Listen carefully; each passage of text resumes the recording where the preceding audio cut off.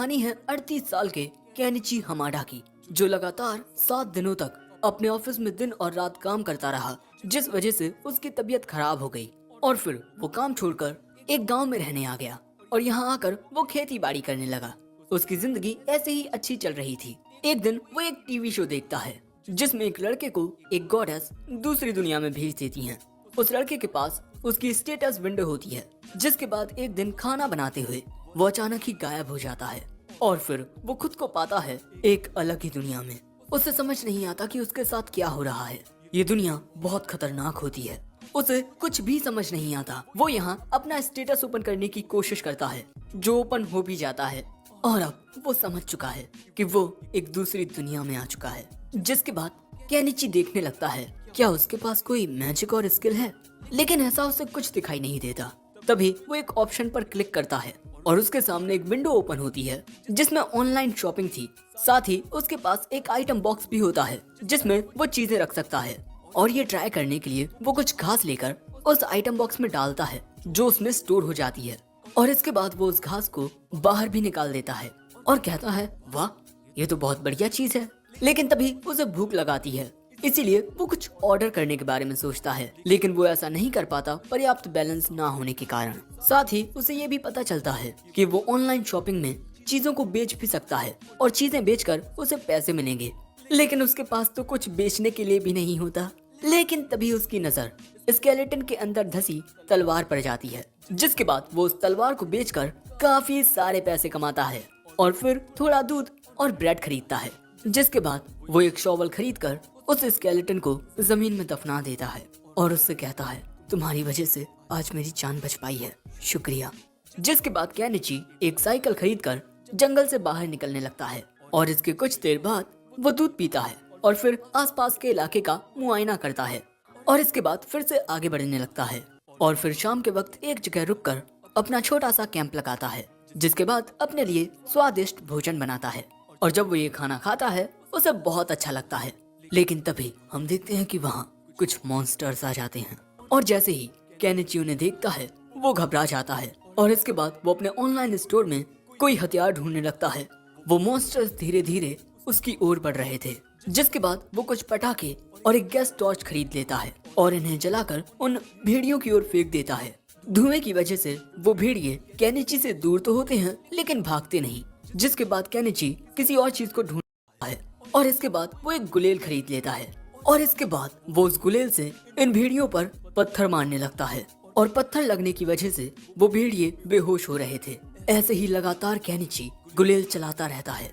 वो भेड़िए वहाँ से भाग जाते हैं। जिसके बाद केनिची तुरंत अपनी बाइसिकल से यहाँ से भागना शुरू करता है। वो रात के वक्त ही एक टॉर्च की मदद से आगे बढ़ रहा था और ऐसे ही वो रात भर बस आगे बढ़ता रहता है। जिसके बाद सुबह होती है और हम केनिची को एक जगह पड़े हुए देखते हैं। जिसके बाद वो होश में आता है।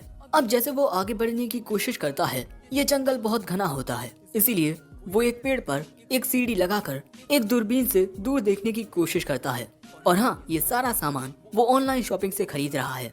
सामने उसे काफी बड़ी दीवार नजर आती है। केनिची सोचता है कि अब वो इस शहर में जाकर और पैसे कमा पाएगा, क्योंकि अब उसके पास बहुत कम पैसे बचे हैं। साथ ही अब बारिश भी होने लगी है। जिसके बाद केनिची इसी बड़ी घास के बीच में से जैसे ही जंगल से बाहर निकलता है, उसके सामने अचानक ही एक घोड़ा गाड़ी आ जाती है। वो घोड़ा गाड़ी वाला कहता है तुम ठीक तो हो ना? और यहाँ पर केनिची उस आदमी की बातें समझ पा रहा था। जिसके बाद वो घुड़सवार कहता है मेरा नाम फुओ है और मैं एक मर्चेंट हूँ। अगर तुम राज्य की ओर जा रहे हो तब मैं तुम्हें छोड़ देता हूँ। केनिची कहता है मदद के लिए शुक्रिया, वैसे मेरा नाम केनिची है। यहाँ एक लड़की भी बैठी हुई है, ये भी शहर जा रही है। जिसके बाद फुयो पूछता है कि तुम दहलिया राज्य की ओर क्यों जा रहे हो? केनिची कहता है मैं वहाँ कोई बिजनेस करूँगा। और तभी हम देखते हैं कि उसके सामने बैठी हुई लड़की हाथों से कुछ इशारे करती है और अचानक ही उसके हाथों में एक गिटार आ जाता है, जो देख केनिची हैरान हो जाता है। फुयो बताता है कि इस लड़की के पास एक आइटम बॉक्स है और आइटम बॉक्स काफी रेयर होता है।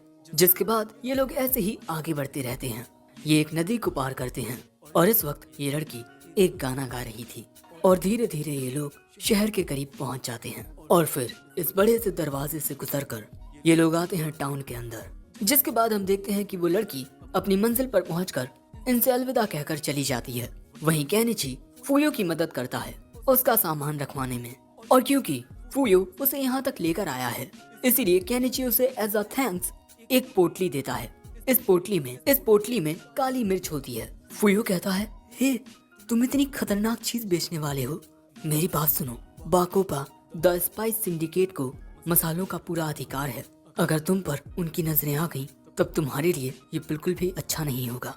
अब इसके बाद फूयो इस काली मिर्च के बदले में केनिची को पैसे देने वाला था, लेकिन केनिची पैसे लेने से मना कर देता है। लेकिन फूयो कहता है, हम मर्चेंट चीजों को कम दाम पर जरूर खरीदते हैं, लेकिन फ्री में नहीं, क्योंकि फ्री से ज्यादा महंगा कुछ नहीं होता। जिसके बाद केनिची उससे पैसे ले लेता है और फिर फूयो यहाँ से चला जाता है। जिसके बाद केनिची इन पैसों को अपने एन में कन्वर्ट करता है, जो कि बहुत ज्यादा होते हैं। अब इसके बाद शाम हो जाती है और केनिची एक रेस्टोरेंट में आता है। एक मेड उससे कहती है, डालिया के बेस्ट रेस्टोरेंट में आपका स्वागत है। केनिची कहता है उसे यहाँ एक कमरा चाहिए। वो मेड बताती है, खाने पीने के बिना एक कमरा आपको 1 कॉपर कॉइन में पड़ेगा। केनिची इसके लिए ही राजी हो जाता है और वो 1 कॉपर कॉइन जमा कर देता है। वो लड़की कहती है, आपने काफी अलग प्रकार के कपड़े पहने हैं, क्या आप कोई राहगीर हो? वो कहता है, नहीं, मैं यहाँ एक बिजनेस ओपन करने आया हूँ। लेकिन उसे पता चलता है कि अगर उसे पढ़ना लिखना और कैलकुलेट करना नहीं आता है तब वो मर्चेंट्स गिल्ड में रजिस्टर नहीं कर पाएगा। केनिची कहता है, मुझे पढ़ने और लिखने में दिक्कत होगी, लेकिन मैं कैलकुलेट कर सकता हूँ। जिसके बाद वो मेड केनिची से एक छोटा सा सवाल पूछती है और फिर इस बात से हैरान हो जाती है कि केनिची ने उसे बिल्कुल सही जवाब दिया। जिसके बाद केनिची उसे अपना नाम बताता है ताकि वो उसके नाम को रजिस्टर कर दे। वो केनिची को अपना नाम भी बताती है, अज़ेलिया। तभी केनिची कहता है, हे अज़ेलिया, क्या तुम मुझे इस देश की भाषा पढ़ना और लिखना सिखा सकती हो? बदले में मैं तुम्हें एक दूसरे देश की बहुत ही अच्छी कैंडी दूंगा। और इसके बाद जब अज़ेलिया उन कैंडीज को टेस्ट करती है तब भैया उसका स्वाद बहुत ही अच्छा होता है। इन कैंडीज को खाकर अज़ेलिया को बिल्कुल किसी नोबल की तरह फील हो रहा था। तभी अज़ेलिया कहती है, अगर उन लोगों को पता चल गया कि मेरे पास ये है तब वो इसे मुझसे छीन लेंगे। अरे नहीं, अब मैं क्या करूं? अगले सीन में हम देखते हैं कि अज़ेलिया केनिची को लिखना और पढ़ना सिखाने लगती है और केनिची थोड़ी ही देर में लिखना और पढ़ना सीख जाता है। जो देख अज़ेलिया कहती है, तुम तो बहुत ही ज्यादा होशियार हो, तुम जरूर एक बहुत बड़े मर्चेंट बनोगे। मुझे तो लगता है कि मुझे तुम्हारी प्रेमिका बन जाना चाहिए। केनिची कहता है, ये तुम क्या बोल रही हो, मैं तुम्हारे पिता की उम्र का हूँ। और अगले ही पल में हम देखते हैं कि अज़ेलिया ये देखकर हैरान हो जाती है कि केनिची ने उसकी कितनी अच्छी ड्राइंग बनाई है और इसी वजह से वो इतनी ज्यादा खुश होती है कि केनिची से चिपक ही जाती है और कहती है, तुमने मुझे इतनी अच्छी कैंडीज दी, मेरी ड्राइंग बनाई, आखिर मैं तुम्हें इन सब के लिए शुक्रिया कैसे कहूँ? जिसके बाद वो केनिची को बिस्तर पर पटक देती है। फिर केनिची के कमरे की बत्ती गुल हो जाती है। फिर क्या हुआ मैं बताने नहीं वाला। अब अगले दिन केनिची गिल्ड में आता है। यहाँ उसे फिल करने के लिए एक फॉर्म मिलता है। केनिची देखता है कि इन सभी कागजों को हाथों से लिखा गया है, शायद से अभी इस दुनिया में प्रिंटिंग नहीं है। जिसके बाद केनिची सभी चीजें लिखकर उस फॉर्म को एक रिसेप्शनिस्ट को दे देता है और उसकी रजिस्ट्रेशन फीस 1 सिल्वर कॉइन होती है। लेकिन ये तो बहुत ज्यादा होते हैं, इसीलिए केनिची कहता है, मैं आपको ये पैसे इंस्टॉलमेंट में दूं तो चलेगा? वो कहती है, हाँ क्यों नहीं। जिसके बाद वो केनिची को उसकी गिल्ड आईडी देती है। हाँ, ये छड़ी उसकी गिल्ड आईडी है। जिसके बाद केनिची एक फाउंटेन के पास आता है और फिर वो इस शहर के बाजार को घूमने लगता है और यहाँ पर अलग अलग चीजों की कीमतें देखने लगता है कि यहाँ कौन सी चीज कितनी कीमत की है। तभी एक लड़की उससे कहती है, अंकल क्या आप ये ट्री कलर फ्रूट खाना चाहेंगे? ये बहुत टेस्टी होते हैं। इनके अलग अलग रंगों को देखकर केनिची कहता है, वाह ये तो काफी अलग हैं। ठीक है, मुझे 1 डजन दे दीजिए। केनिची को वो फल एक थैली में मिलते हैं। उन्हें देख केनिची सोच रहा था, आखिर ये किस तरह के फल हैं। वो उन्हें अपने आइटम बॉक्स में रखकर उनके नाम देखने लगता है। जिसके बाद वो एक फल अज़ेलिया को देता है और फिर अपने कमरे की ओर जाने लगता है। इस फल के लिए अज़ेलिया उसे शुक्रिया कहती है। साथ ही उसे ये भी पता चलता है कि केनिची ने गिल्ड में रजिस्टर कर लिया है। जिसके बाद हम देखते हैं कि केनिची अपने बिस्तर पर लेटकर अपनी गिल्ड आईडी को देख रहा था और ऐसे ही देखते देखते वो वहाँ सो जाता है। अब अगले दिन हम देखते हैं कि अज़ेलिया केनिची को कुछ बनाते हुए देख रही है और थोड़ी ही देर में केनिची अपना काम कर लेता है। उसने थोड़ी कारपेंट्री करके एक बहुत ही अच्छा बिस्तर तैयार कर लिया है। जिसके बाद केनिची इसी तरह लकड़ी से कपड़े टांगने की ये चीजें बनाता है। एजेलिया देखती है कि जिन क्लॉथ स्पिन्स का वो इस्तेमाल करती है ये तो उनसे बहुत ही बढ़िया हैं और वो तो बहुत आसानी से टूट भी जाती हैं। इसीलिए एजेलिया पूछती है, क्या तुम इन्हें बेचने वाले हो? केनिची सोचता है क्या ये फायदेमंद होगी। जिसके बाद हमें बाजार का सीन दिखाया जाता है और यहाँ केनिची एक आंटी के पास आकर पूछता है, क्या मैं अपनी दुकान आपके बगल वाली जगह पर लगा सकता हूँ? वो कहती हैं, हाँ क्यों नहीं। और केनिची अपने आइटम बॉक्स में से अपनी दुकान निकाल लेता है। आंटी कहती हैं, वाह आपके पास तो आइटम बॉक्स है। केनिची कहता है, हाँ छोटा सा आइटम बॉक्स। जिसके बाद केनिची वहाँ अपना सामान रखने लगता है। वो आंटी केनिची से पूछती हैं कि ये क्लिप्स कितने की हैं? वो कहता है, एक कॉपर कॉइन में 5 क्लिप्स। वो आंटी कहती हैं, ठीक है मैं ऐसी 5 खरीदना चाहती हूँ। वैसे मेरा नाम अनामा है, मैं यहाँ काफी वक्त से सामान बेच रही हूँ। वो कहता है, मैं हूँ केनिची, मैं एक बहुत दूर के गांव से आया हूँ। अब इसके बाद आंटी अपनी जगह पर बैठ जाती हैं और केनिची ग्राहक के आने का इंतजार करने लगता है। और ऐसे ही कुछ वक्त गुजरता है और थोड़ी ही देर में इनकी दुकानों पर ग्राहक आने लगते हैं। काफी लोग केनिची का सामान खरीदते हैं। जिसके बाद एक मेड आती है केनिची की दुकान पर और वो ये क्लिप्स लेकर चली जाती है। लंच ब्रेक के दौरान आंटी कहती हैं, तुम्हारी ये क्लिप्स तो काफी अच्छे से बिक रही हैं। जिसके बाद हमें पता चलता है कि केनिची ने कुछ मुनाफा कमा दिया है। वो इन्हें ही बेचकर एक काफी अच्छी जिंदगी जी सकता है। लेकिन दूसरे लोग भी फिर इसी तरह से चीजें बेचना शुरू कर देंगे। लेकिन तभी उसकी दुकान पर एक आदमी आता है। केनिची नोटिस करता है कि इसके कपड़े काफी अच्छे हैं और इसके पास एक तलवार भी है, जिसका मतलब इसका स्टेटस काफी अच्छा होगा। जिसके बाद ये आदमी केनिची से एक चाकू लेकर उसे देखने लगता है। इस चाकू में अलग ही चमक होती है। जिसके बाद वो इसकी धार चेक करता है। एक ही बार में काफी सारी रस्सियां ये आसानी से काट देता है और फिर इसकी कीमत पूछता है। केनिची कहता है, एक की कीमत है 2 सिल्वर कॉइन। वो आदमी कहता है, ये काफी महंगी है लेकिन इनकी क्वालिटी बहुत अच्छी है। वैसे क्या आपके पास इससे कुछ बड़ा है? ये बात सुन केनिची अपनी शॉपिंग साइट में एक अच्छा सा वेपन देखने लगता है और तभी उसे एक चीज मिलती है। ये एक हंटिंग स्वॉर्ड है। वो आदमी इस स्वॉर्ड को निकाल कर देखता है। असल में ये एक बहुत बढ़िया कटाना होती है। वो आदमी इस कटाना की खूबसूरती देखकर हैरान हो जाता है और इसकी कीमत पूछता है। केनिची बताता है, 1 गोल्ड कॉइन। वो आदमी कहता है, ये बहुत कीमती है लेकिन बहुत खूबसूरत भी, मैं क्या करूं? केनिची को लगता है कि कहीं उसने कुछ ज्यादा ही कीमत तो नहीं बता दी। लेकिन तभी अचानक उसके सामने एक लड़की आ जाती है। वो देखता है कि ये तो एक बिल्ली जैसी इंसान है। वो लड़की केनिची की कंध ले रही है। लेकिन तभी उसके सिर पर एक मुक्का लगता है। हम देखते हैं कि ये उसके ही नस्ल के दूसरे लोग थे। लेकिन ये आदमी है तो ये मॉन्स्टर की तरह लगेंगे, ये लड़की है तो क्यूट लगेगी और इसका नाम मियाले है। लेकिन तभी अचानक केनिची उन बीस्ट को देखकर डर जाता है। ये सभी हैं बीस्ट फॉक। केनिची बताता है कि जिस गांव से वो आया है उस गांव में बीस्ट फॉक नहीं है। लेकिन तभी एक बिलौटा केनिची के दुकान की छत पर चढ़ के उस पर लगी हुई चादर को उतार कर उसे अपने हाथों में रख कर कहता है, मैं ये खरीदना चाहता हूँ। केनिची के दिमाग में आता है कि उसे इस चादर को बेचकर दूसरी चादर खरीदनी चाहिए। जिसके बाद वो इस चादर की कीमत 3 कॉपर कॉइन बताता है। लेकिन उस बिलौटे को ऐसी 3 चादर चाहिए जिनकी कीमत 9 कॉपर कॉइन हुए। लेकिन केनिची इन्हें डिस्काउंट देगा और इनके सिर्फ 8 कॉपर कॉइन लेगा। लेकिन इन बेचारों के पास 8 कॉपर कॉइन नहीं होते। तब केनिची कहता है, तब तुम लोग मुझे 2 सिल्वर कॉइन दे दो और मैं तुम लोगों को 2 कॉपर कॉइन वापस करूंगा। लेकिन उसकी ये बात सुन ये सभी उसे बहुत अजीब ढंग से घूरने लगते हैं। लेकिन तभी यह आदमी कहता है कि वो दुकानदार बिल्कुल सही कह रहा है। जिसके बाद हम देखते हैं कि ये लोग खरीदारी करके चले जाते हैं। और इसके बाद ये आंटी जी बताती हैं कि वो सभी केनिची को इसीलिए घूर रहे थे क्योंकि उन्हें कैलकुलेशन करने में दिक्कत आती है। तभी ये आदमी कहता है, तुम काफी भरोसेमंद हो, मैं ये खरीदने के लिए तैयार हूँ। जिसके बाद केनिची रेस्टोरेंट में आकर अपनी 5 रातों का किराया दे देता है। दूसरी ओर एक महल में केनिची की क्लिप को देखते हुए एक लड़की कहती है, तुम्हें इतनी अच्छी चीज इतने सस्ते में मिल गई। मार्गरेट, तुम कल जाना और ऐसी और भी क्लिप्स खरीद कर लाना। लेकिन अगले ही पल में ये मैडम जी डिसाइड करती हैं कि हम ये चीज अपनी कंपनी में बेचेंगे। हमारी मेलो ट्रेडिंग कंपनी का एक उसूल है कि कभी भी एक अपॉर्चुनिटी को अपने हाथों से ना जाने दो। जिसके बाद ये मैडम अपने पिता के पास जाने लगती हैं। दूसरी ओर हम देखते हैं कि केनिची शाम के वक्त नहा रहा होता है और तभी वो अपनी ऑनलाइन शॉप में देखता है कि वो वहाँ से बाथ ड्रम भी खरीद सकता है।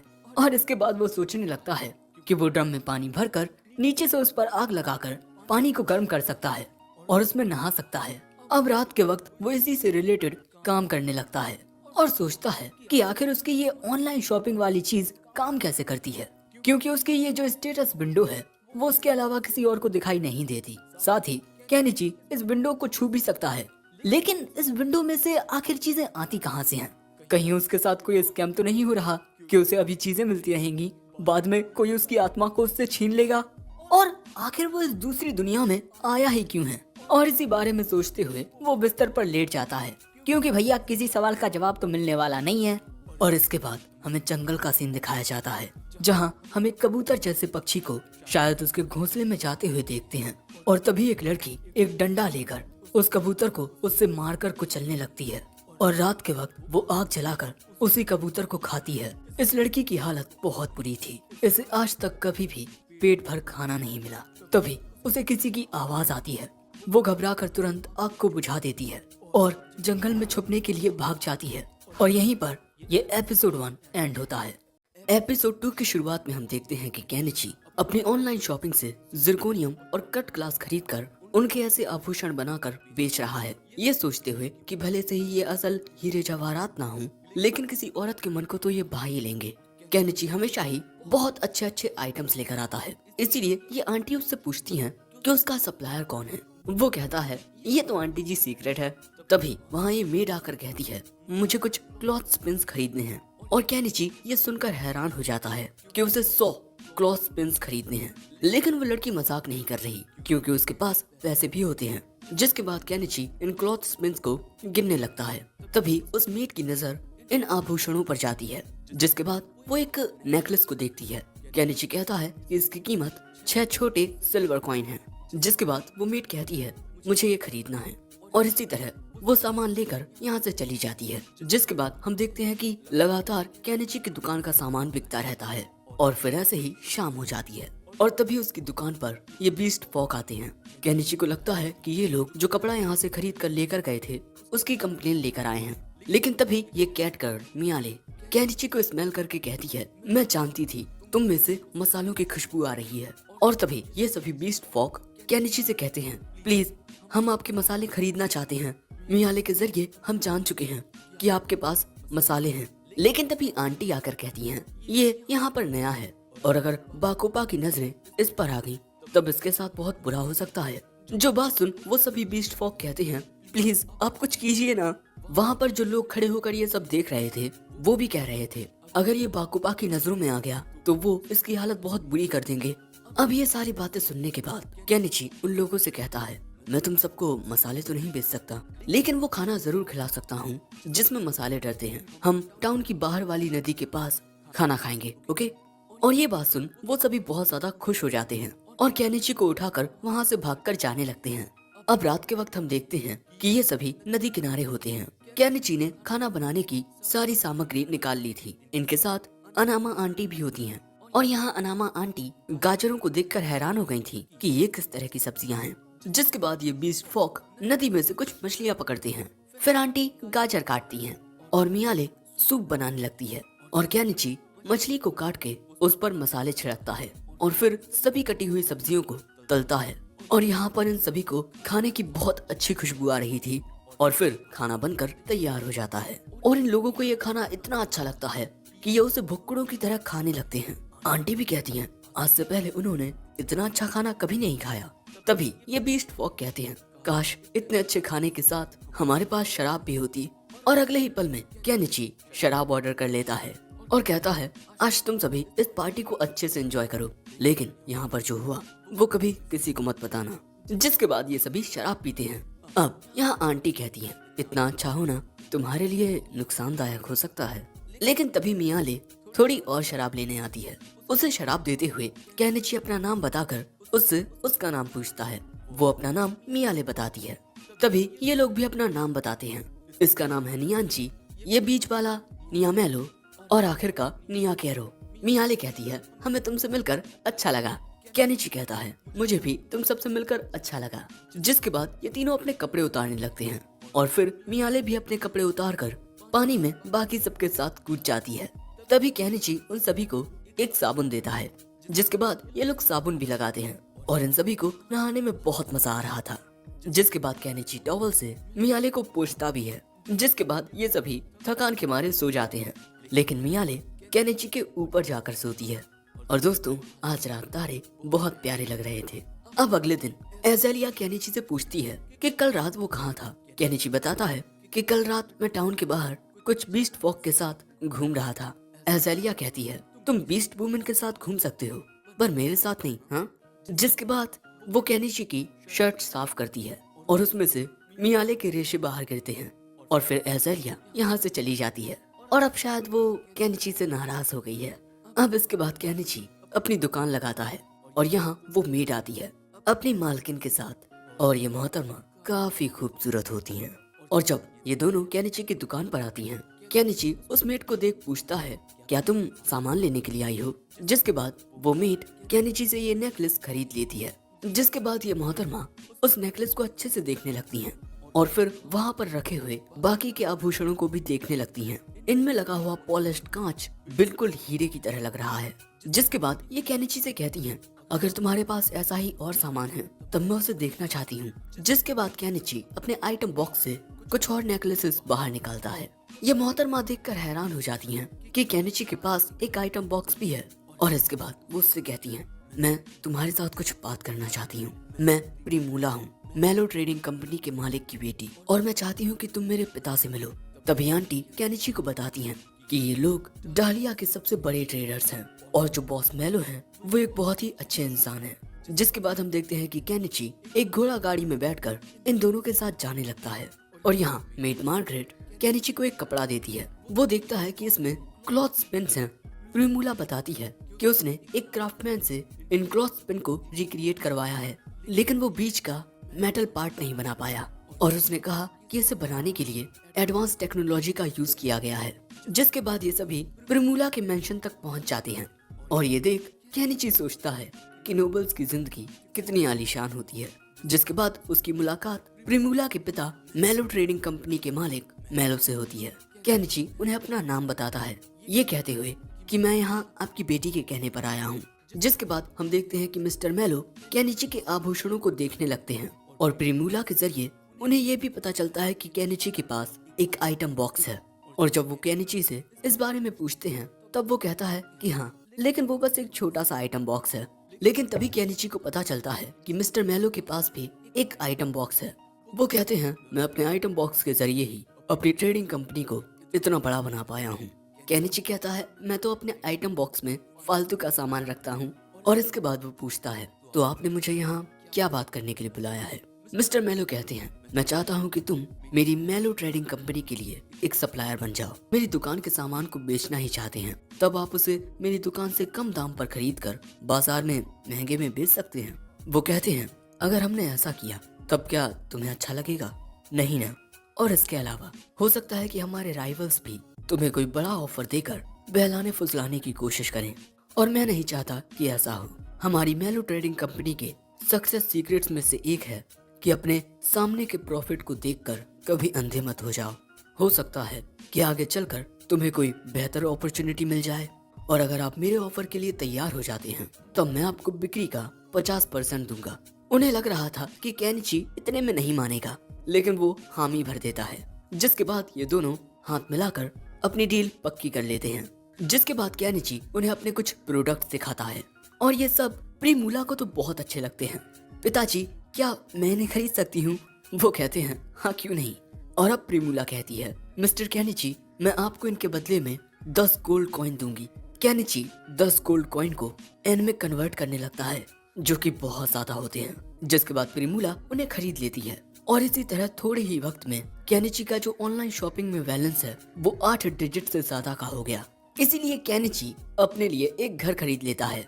जिसके बाद हम देखते हैं कि केनिची टाउन से बाहर जाने लगता है। वो पुल को पार करते हुए जंगल में आ जाता है और इस जंगल के अंदर जाने लगता है, क्योंकि अपनी दुनिया में भी वो ऐसे ही एक जंगल के बीच घर बनाकर वहाँ रहने लगा था और उसे यहाँ जंगल के बीच एक जगह मिल जाती है।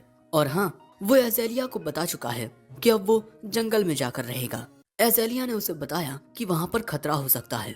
उसका सामना तो केनिची पहले ही कर चुका है, इसीलिए वो कहता है कि मैं अपना घर शहर की दीवारों से ज्यादा दूर नहीं बनाऊंगा। जो सुन एज़ेलिया कहती है, तुम ना बहुत अजीब हो। जिसके बाद केनिची जंगल में घास काटता है और फिर एक दूसरा काम करने लगता है। काफी देर तक काम करने के बाद वो थोड़ा दूध पीता है। उसने अपने आने जाने के लिए एक रास्ता बना लिया है। जिसके बाद वो एक चेन सॉ से पेड़ काटना शुरू करता है। वो काफी सारे पेड़ काट लेता है, लेकिन अब उसके सामने एक बहुत ही मोटा पेड़ होता है।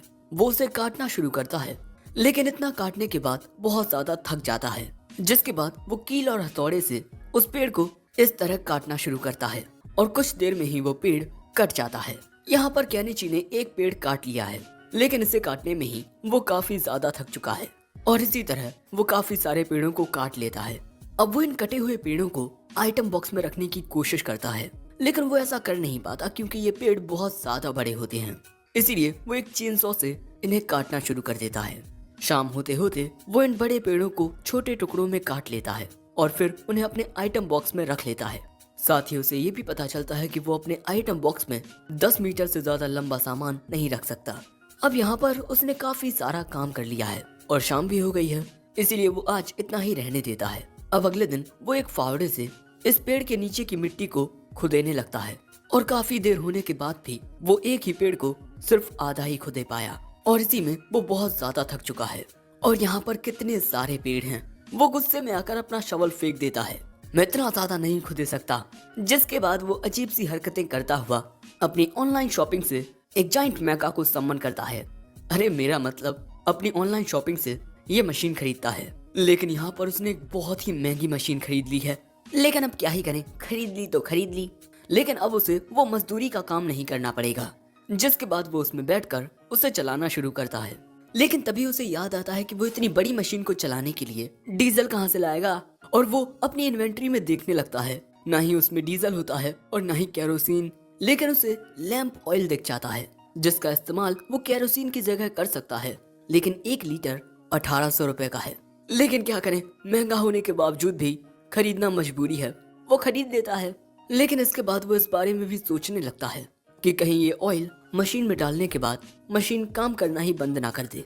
इसी वजह से अब वो एक डीजल जनरेटर मशीन को भी ऑर्डर कर लेता है, लेकिन उसका मैनुअल तो वो पढ़ ही नहीं पाता और फिर वो डीजल जनरेटर में लैंप ऑयल डालने लगता है और उसकी ये मशीन काम कर जाती है। वो बहुत खुश होता है।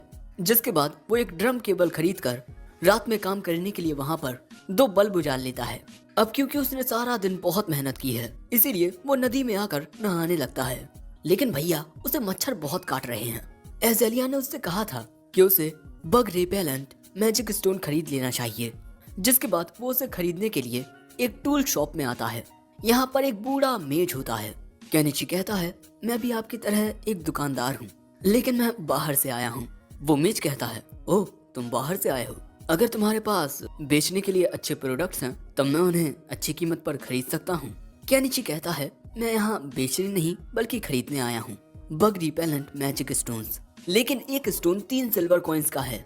अब क्योंकि ये बहुत ज्यादा महंगा होता है, इसीलिए केनिची कहता है, क्यों ना हम आइटम्स को एक्सचेंज कर लें, मैं आपको मेरे देश के ये फल दे सकता हूँ। मेज कहता है, मैंने आज से पहले ऐसे फल कभी नहीं देखे, लेकिन फिर भी मैं इन्हें ले लेता हूँ।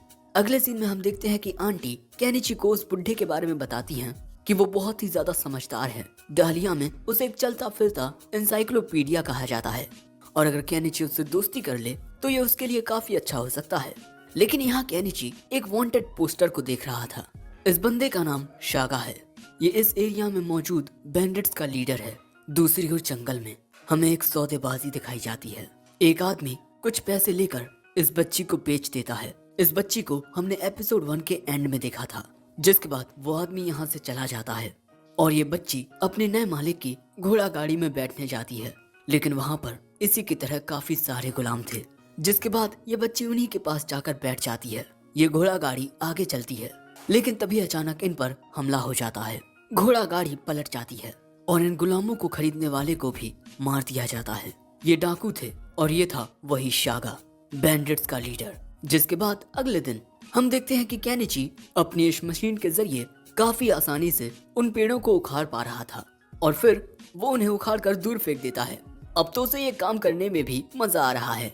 वो बहुत आसानी से और तेजी से इन सभी पेड़ों को उखाड़ता जा रहा था और बस कुछ ही देर में वो अपना सारा काम कर लेता है और इसके बाद मशीन के ऊपर चढ़ के कहता है, इस नई दुनिया में एक आरामदायक जिंदगी जीने के लिए मैं इस जगह जंगल के बीचों बीच अपना एक लकड़ी का घर बनाऊंगा। लेकिन हाँ यार, ये मशीन खरीदने के बाद मेरे पास अब ज्यादा पैसे नहीं बचे, मुझे और सामान बेचना पड़ेगा। एंड गाइस, यहीं पर एपिसोड 2 एंड होता है। सो क्या लगता है, क्या केनिची अपनी मनचाही जिंदगी जी पाएगा? तुम लोग अपने ओपिनियन कमेंट बॉक्स में शेयर कर सकते हो और ये भी बता देना कि ये वीडियो कैसा लगा।